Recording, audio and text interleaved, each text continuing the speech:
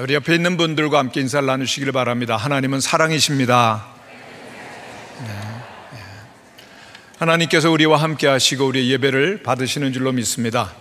하나님께서 이 세상에 직접 세우신 기관이 둘이 있는데, 첫째는 가정이고 둘째는 교회입니다.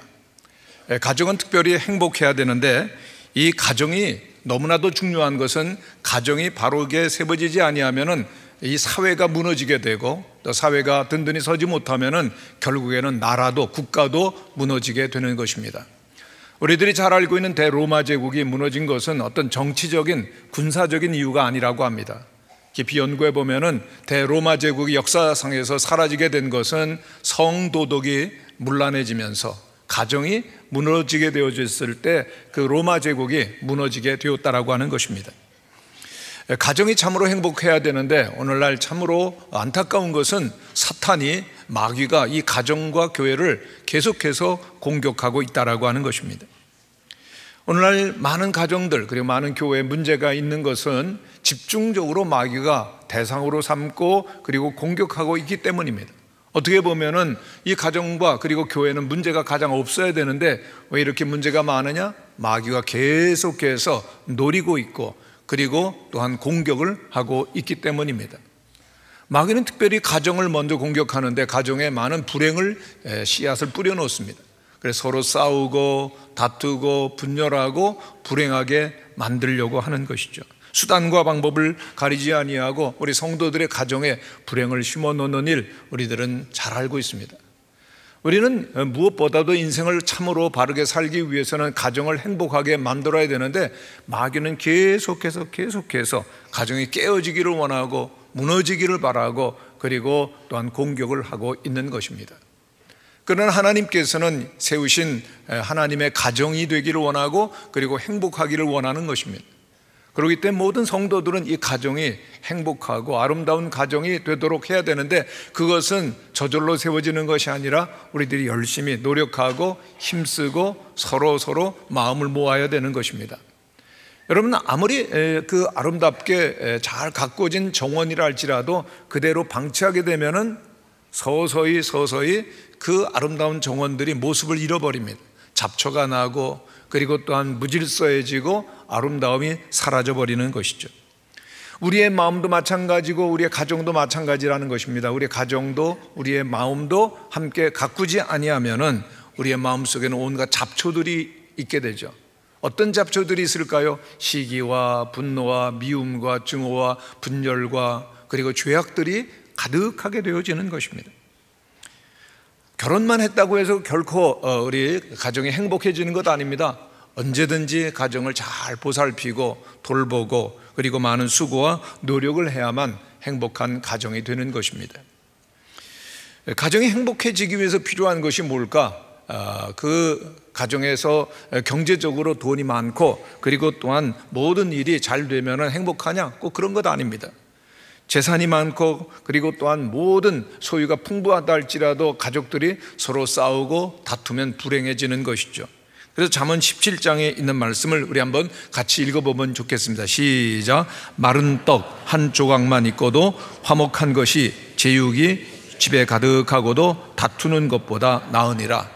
제육이 가득하다, 피자가 있고 그리고 또한 치킨이 있고 그리고 뭐 여러 가지가 있어도 다투는 것보다는 마른 떡 하나만 있어도 된다라고 성경은 말씀하죠.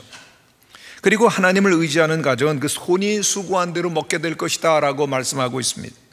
모든 노력하는 것만큼 다 이루어지고 그리고 또한 열매를 맺게 된다라고 하는 의미를 가지고 있는 것입니다. 또 하나님께서는 사랑하시는 자에게 잠을 주신다고 그랬죠. 여러분, 잠자는 거 너무나 좋죠? 어린이들만 대답하세요. 예, 정말 잠자는 것 좋은데 그것은 정말 하나님이 주시는 선물이다 그랬는데, 이 잠이라고 하는 것은 어떤 의미를 가지고 있는가 하면은 성경에서는 안정이 되다, 평안하다라고 하는 것입니다. 하나님께서 사랑하시는 자에게는 잠을 주신다, 평안과 안식이 있다라고 하는 것이죠. 그렇습니다. 하나님을 중심으로 하나님을 모시고 있는 가정에는 언제나 안식과 평안과 행복이 있을 것을 약속하고 있는 성경의 말씀들입니다. 하나님이 계시지 아니하면 그 얼마나 많은 것들을 이루어 놓는다 할지라도, 재산이 있고 명예가 있고 지식이 있고 권력이 있어도 행복할 수가 없는 것입니다. 진정으로 잘 되는 것이 아닙니다.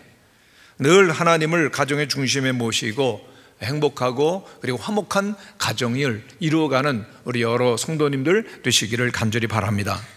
그러면 행복하고 화목한 가정이 되기 위해서 필요한 것은 무엇일까요? 첫째는 마음이 즐거운 자가 행복합니다 라고 성경은 말씀합니다. 한번 따라 하시기를 바랍니다. 마음이 행복해야 됩니다. 마음이 즐거워야 합니다.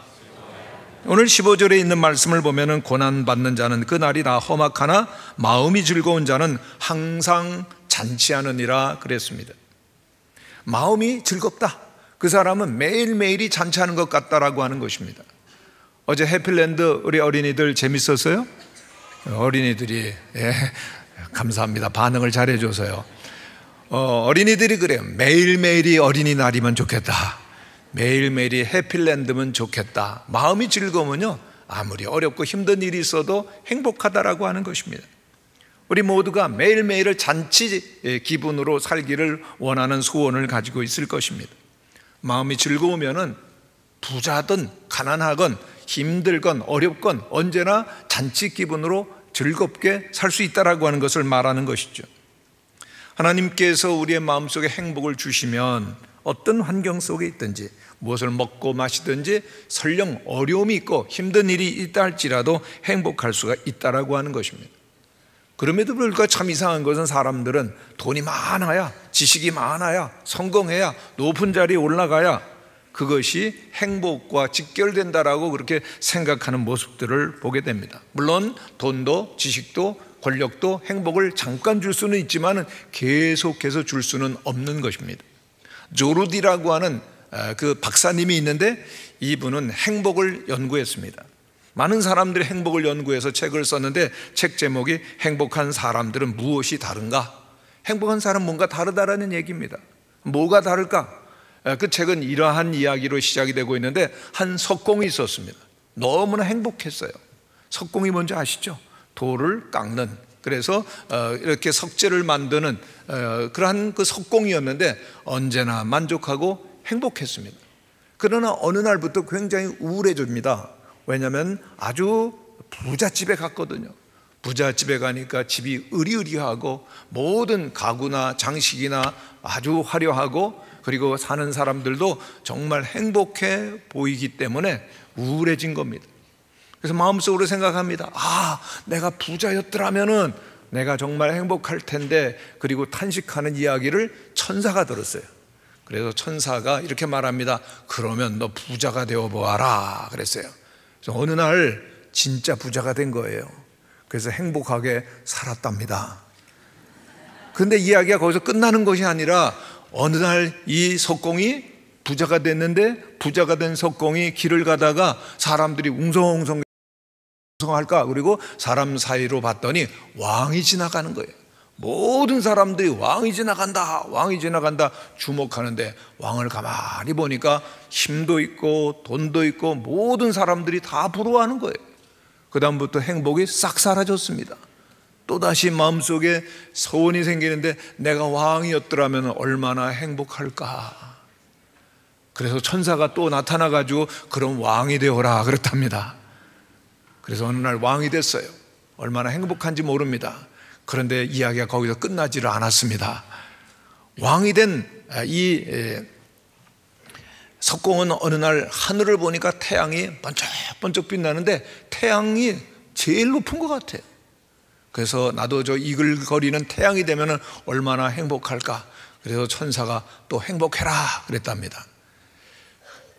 해가 되어라 그랬습니다. 해가 되었는데 또 어느 날 보니까 자기는 아침에 떴다가는 저녁에 지고 맨날 반복되는 거예요. 그래서 영원히 변치 않는 것처럼 보이는 산을 보니까 너무 부러운 겁니다.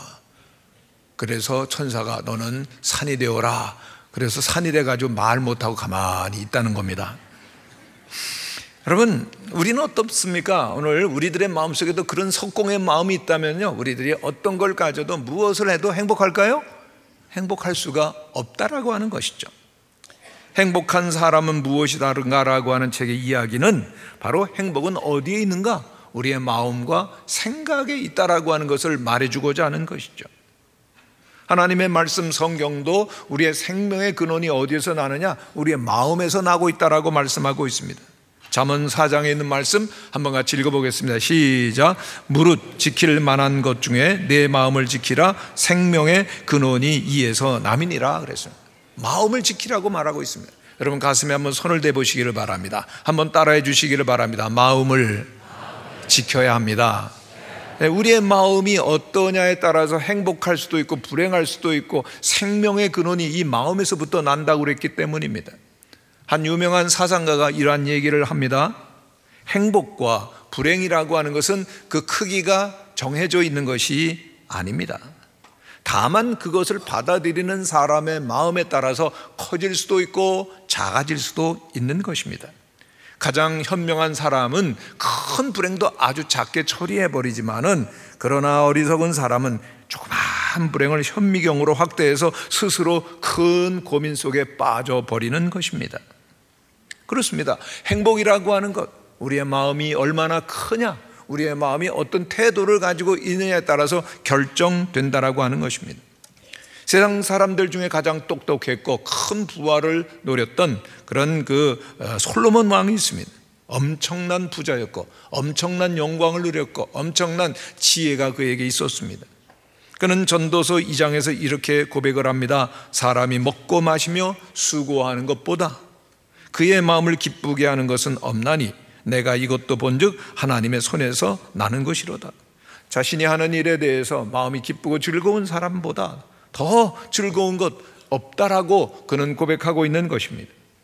여러분 질문을 드립니다. 우리의 마음, 우리의 영혼 누가 만드셨을까요?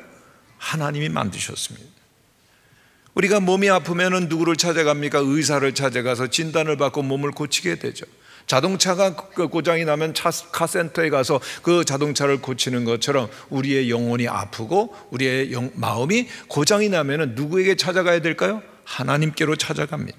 그래야만 고침을 받을 수 있습니다. 그러므로 우리들이 정말 행복하기를 원하면 하나님이 우리의 마음속에 계셔야만 진정한 행복이 있다라고 하는 것입니다. 우리는 닉 부이치치라고 하는 호주의 청년을 잘 알고 있습니다.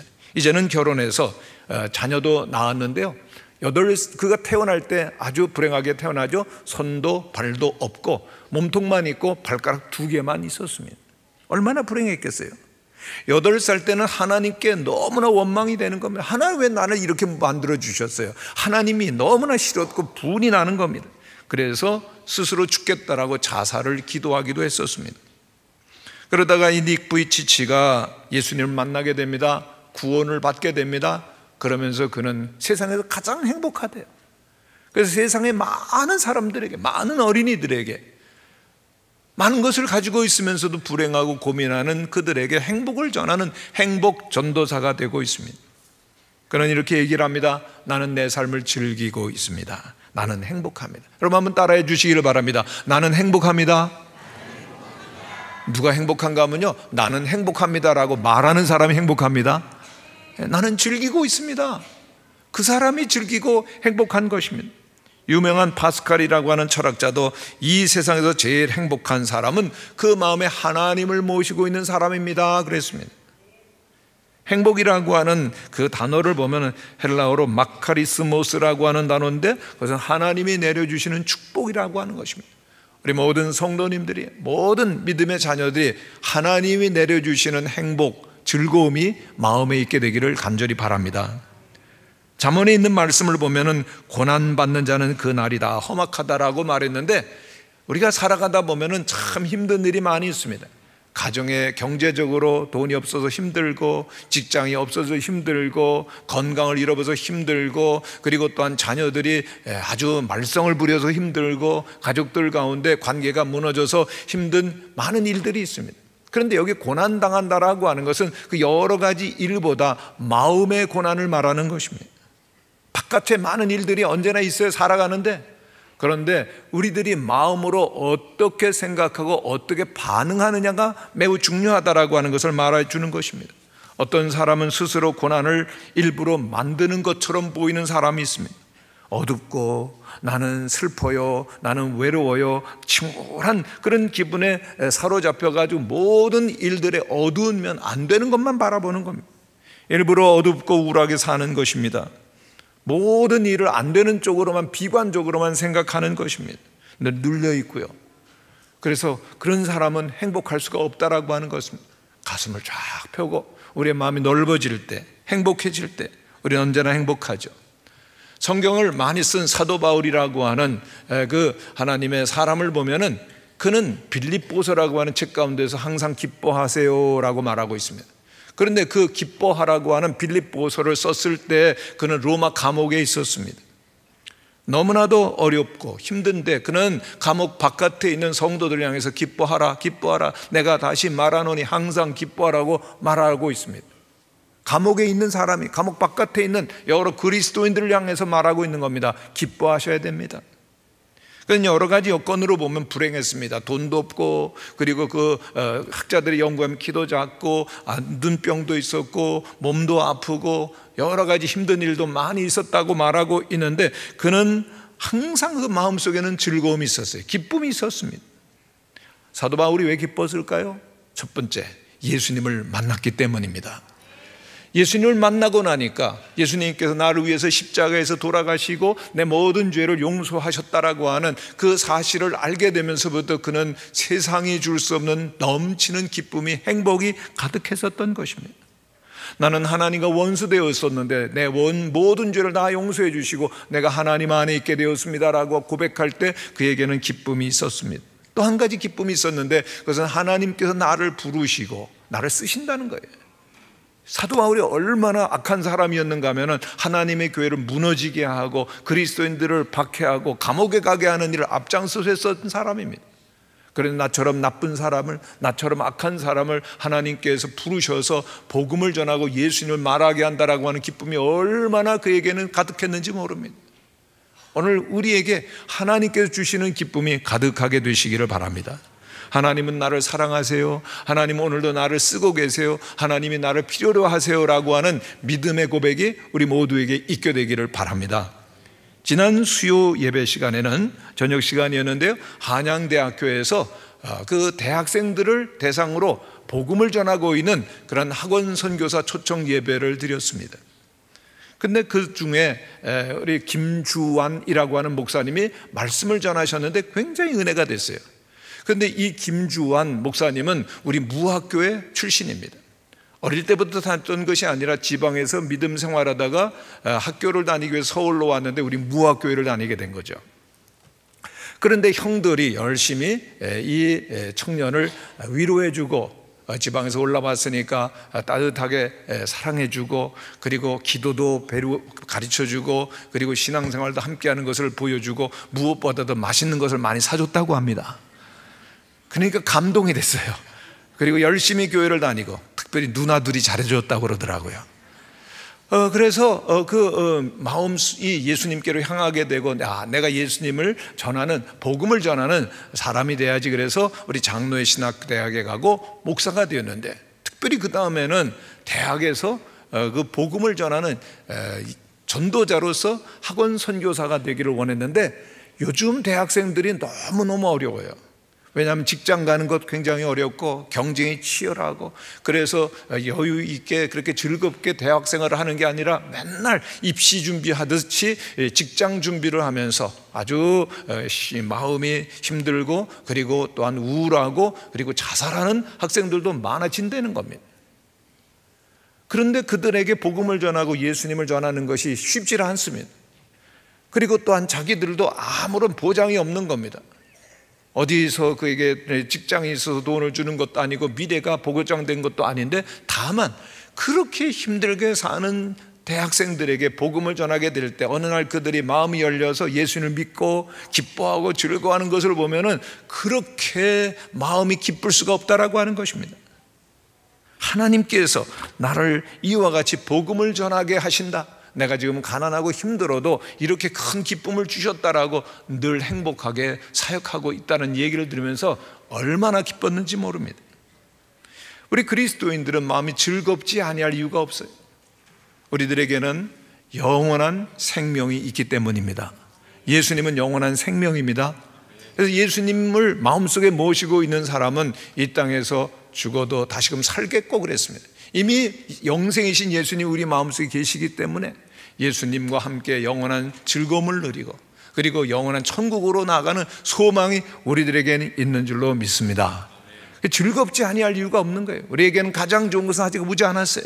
늘 기쁘고 즐겁게 사는 우리 모든 우리 성도님들 그리고 모든 자녀들이 되시기를 바랍니다.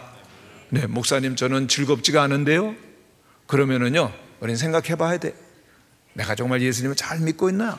예수님 내 마음속에 계신가를 생각하시면서 예수님의 사랑이 예수님의 마음이 가득하시고 즐거움을 회복하는 우리 모두가 되시기를 바랍니다.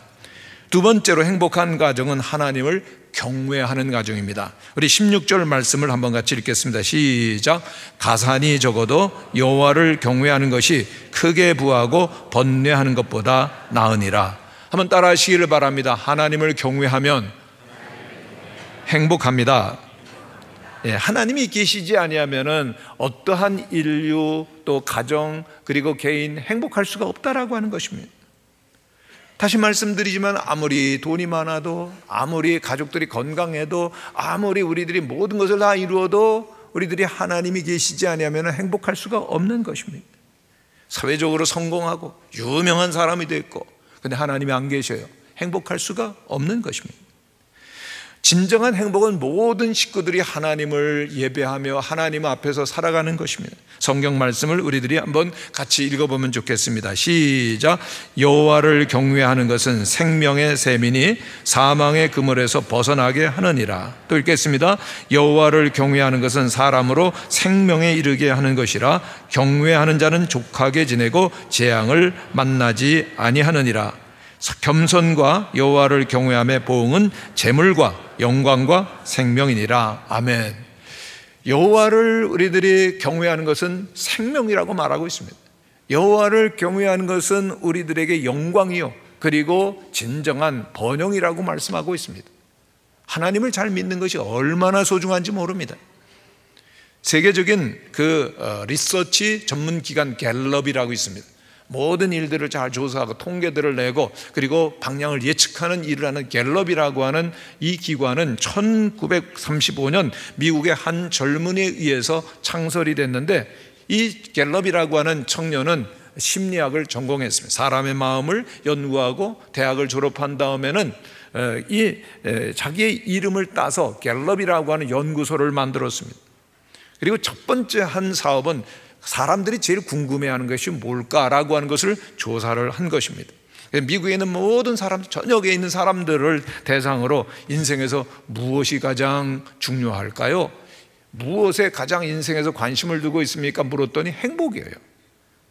행복을 사람들이 가장 관심을 두고 있구나. 근데 거기서 조사가 끝나지 않고 그러면은 행복한 사람은 어떤 사람인지를 조사를 쭉 하기를 시작했습니다. 모든 조사를 한 TV에서 그 결과를 발표를 하게 되는데 그 발표가 이런 것입니다.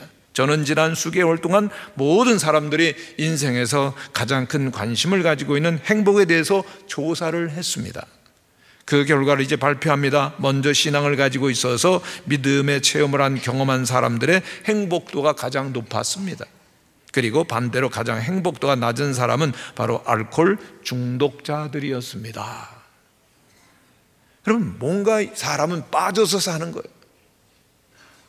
하나님께 빠진 사람들은 행복도가 아주 높은데 알코올에 빠지고 쾌락에 빠지고 중독에 빠진 사람들의 행복도는 아주 낮다는 거예요.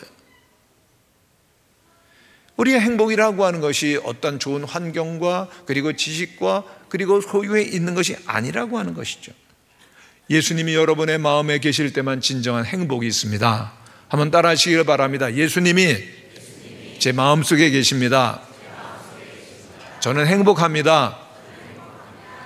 찬송가 438장 3절에 보면 이런 가사가 있습니다. 높은 산이 거친 들이 초막이나 궁궐이나 내 주 예수 모신 곳이 그 어디나 하늘나라. 할렐루야 찬양하세. 내 모든 죄 사함받고 주 예수와 동행하니 그 어디나 하늘나라.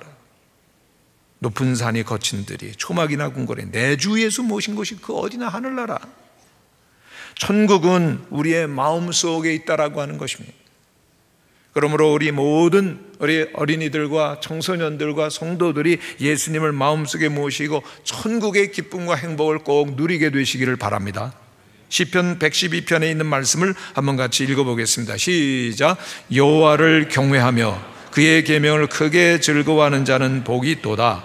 그의 후손들이 땅에서 강성하며 정직한 자들의 후손에게 복이 있으리로다.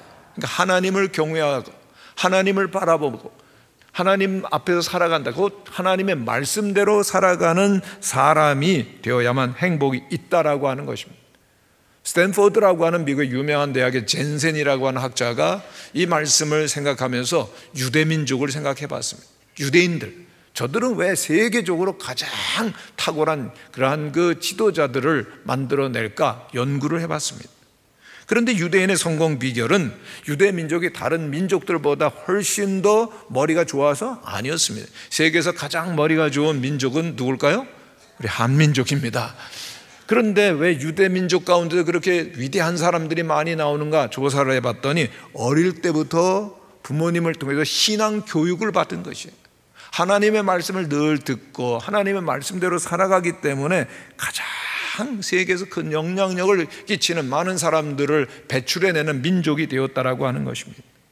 그렇기 때문에 우리 모든 하나님의 사람들은 성경 말씀을 우리의 마음속에 간직해야 될 줄로 믿습니다. 그 말씀이 우리의 마음속에서 떠나지 않도록 마음판에 새겨야 되는 것입니다. 잠언 7장에 있는 말씀을 한번 같이 읽어보겠습니다. 시작. 내 아들아 내 말을 지키며 내 계명을 간직하라. 내 명령을 지켜 살며 내 법을 내 눈동자같이 지키라. 이것을 내 손가락에 매며 이것을 내 마음판에 새기라 그랬습니다. 우리의 사람의 마음은 굉장히 부드러울 것 같지만 굉장히 딱딱합니다. 아주 고집이 셉니다. 우리의 마음속에 하나님의 말씀을 둔다라고 하는 것은 그 마음판에 하나님의 말씀을 새기는 것과 같다라고 그렇게 성경은 말씀하고 있습니다. 그 돌에다가 말씀을 새기게 되면 그 말씀이 계속 남아있는 것처럼 우리의 마음속에도 하나님의 말씀이 언제나 있어야 그 말씀이 우리를 끌어가게 되는데 그 하나님의 말씀이 끌어가게 하는 가장 중요한 비결은 바로 하나님의 말씀을 늘 암송하는 겁니다. 한 연구 결과에 의하면은 이러한 그 결과 발표가 있습니다. 사람의 기억력이라고 하는 것은 한계가 있다는 겁니다.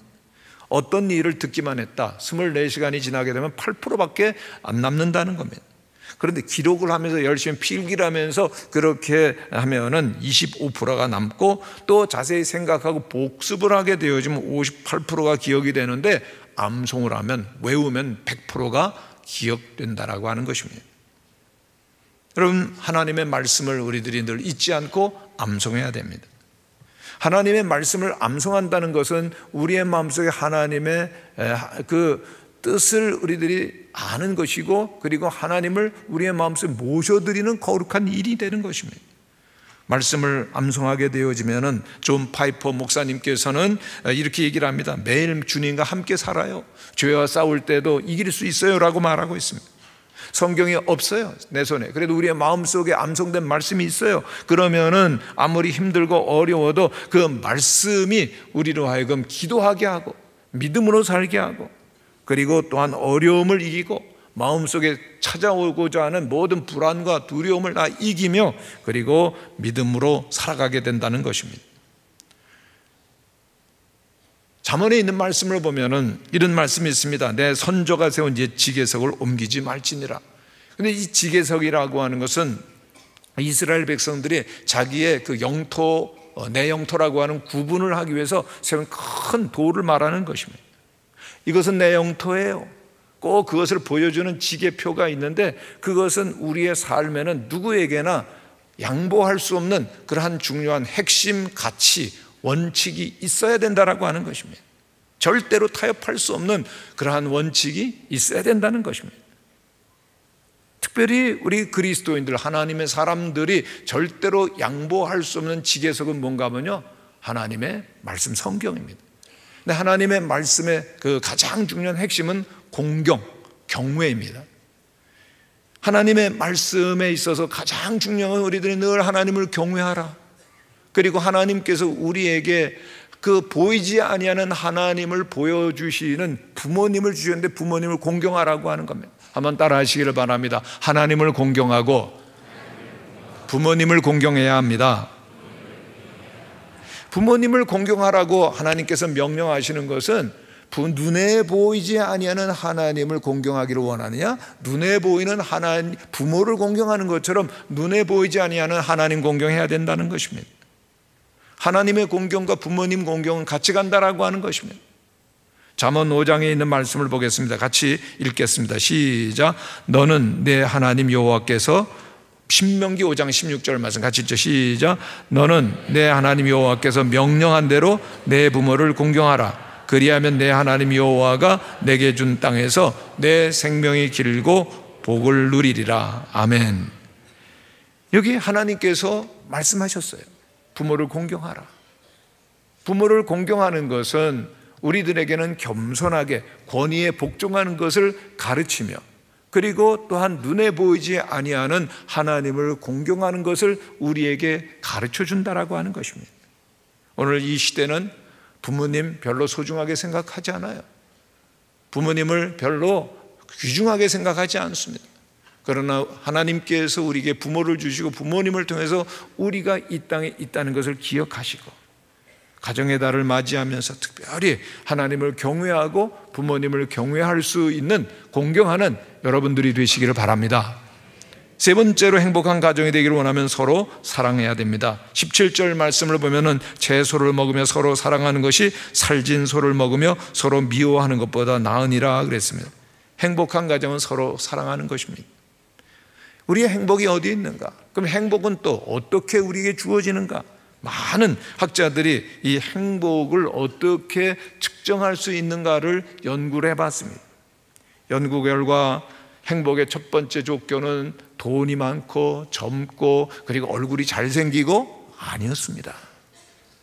여러분, 얼굴이 잘생기고 이쁘기를 원하세요?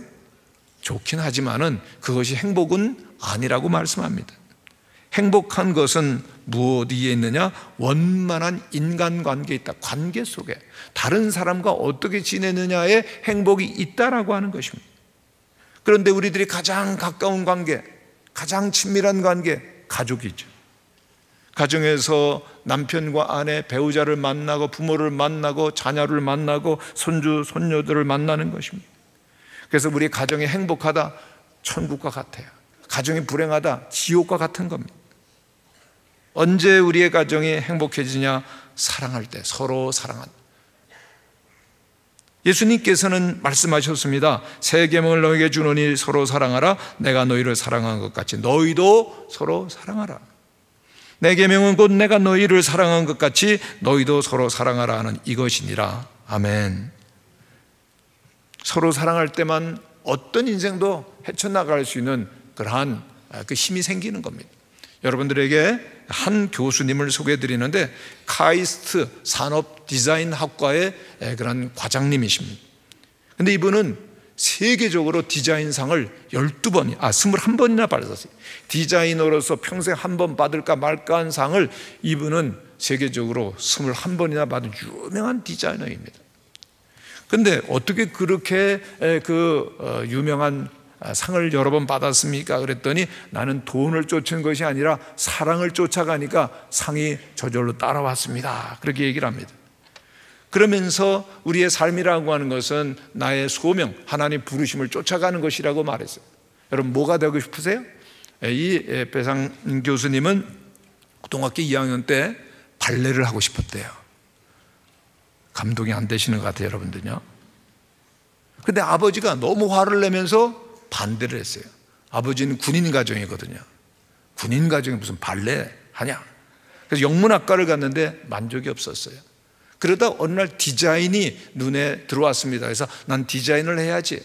근데 이분은 기도하면서 나는 디자인하는데 하나님이 원하시는 디자인을 하겠습니다. 그렇게 결심을 했습니다. 내 모든 욕심, 돈 벌기 위해서, 성공하기 위해서, 유명해지기 위해서가 아니라 나는 하나님의 뜻을 이루기 위해서 그렇게 디자인을 하겠습니다. 사랑과 나눔을 위해서 디자인을 하겠습니다 라고 원칙을 정했습니다. 그는 고백합니다. 하나님께서 나에게 디자인이라고 하는 그런 달란트를 주셨는데 나는 이 모든 것을 하나님의 영광을 위해서 하는데 맞추겠습니다. 그러면서 우리의 인생에 가장 중요한 것이 조준이라고 말합니다. 활을 쏘는데 아무데나 쏘는 게 아니라 어디다 쏘죠? 관역에다가 딱 맞춰서 쏘는데 그걸 조준한다 그러거든요. 근데 많은 사람들이 내가 원하는 데다가 조준하고 열심히 쏘고 그 다음에 기도합니다. 하나님 맞춰주세요. 맞을까요? 안 맞을까요? 절대로 안 맞습니다. 그러나 하나님에 맞도록 우리가 조준을 하면은 정확하게 그 조준이 되면 하나님 화를 당기게 하시고 그리고 맞춰주시는 건 하나님이 하신다는 겁니다. 근데 어떻게 이렇게 삶을 살게 되냐? 믿음으로 살게 되냐? 이분에게는 멘토, 선생님이 있었어요. 그런데 이분에게 그 멘토는 어머니였습니다.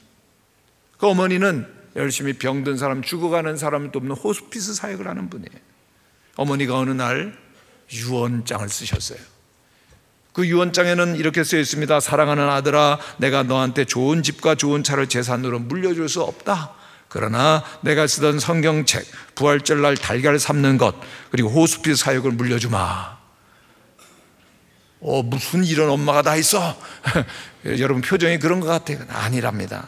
이 배상민 교수님은 나는 이런 부모를 만나서 너무 감사합니다. 우리 부모님은 아무리 바빠도 일주일에 2번 시신을 닦고 예수님을 영접하게 하는 일을 하시죠. 성경대로 살고 있는 분이 제 옆에 계시기 때문에 저는 늘 그 어머니의 말씀대로 삽니다. 하나님이 가장 기뻐하시는 진짜 그리스도인 엄마가 저는 저의 선생입니다. 여러분 어떤 부모가 되기를 원하고 어떤 부모이면 좋겠어요? 하나님의 말씀대로 하나님을 경외하고 사랑하며 즐겁게 살아가는 사람들이 다 되시기를 바랍니다. 고린도전서에 보면 믿음, 소망, 사랑 이 3가지는 항상 있을 것인데 그 중에 제일은 사랑이라고 그랬습니다. 마음이 즐겁고 그리고 또한 하나님을 경외하고 서로 사랑하는 행복한 사람들, 행복한 가정을 이루어가는 우리 모두가 되시기를 간절히 바랍니다. 기도하겠습니다.